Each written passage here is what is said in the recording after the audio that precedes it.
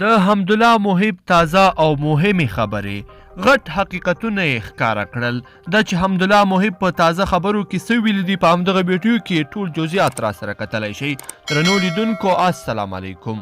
حمدالله محب وایي طالبانو د بیګانه وګړو نیونه پیل کړې ده. دوی باید پاکستان سره خپله اړیکه روښانه کړي. د ملي امنیت سلاکار حمدالله محب وایي له طالبانو سره د افغان بندیانو شمیر 1000 تنه نه پوره کیږي او دغې ډلې اوس د دغه لیست بشپړولو لپاره برمته نیونې او اختطافونه پیل کړي دي. تان ته تېره ورځ یوې دولتي سرچینې هم دا خبره کړې وه، خو نن بیا ښاغلي محب هم د ملي تلویزیون مناظرې ته په وینا کې وویل چې طالبانو د 1000 تنو لیست بشپړولو لپاره د بېګناه خلکو یرغمل نیونه پیل کړې ده.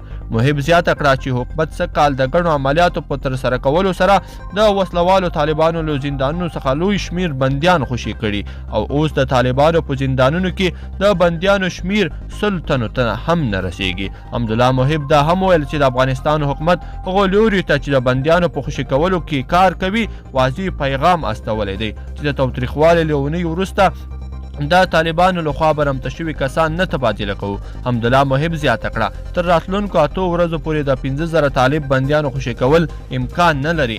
د هغه په وینا د افغانستان حکومت په طالبانو باور نه لري، نو ځکه به هیڅ طالب بندي خوشي نه کړي تر څو ډاډه نشي چې هغوی به جګړه پرېږدي. حمدالله محب زیاته کړه په یو شرط طالب بندیان خوشي کېدلی شي چې طالبان اوربند ومني، د پاکستان سره د طالبانو اړیکې روښانه شي او د طالبانو لخوا د مخدره توکو قاچاق ودرول شي.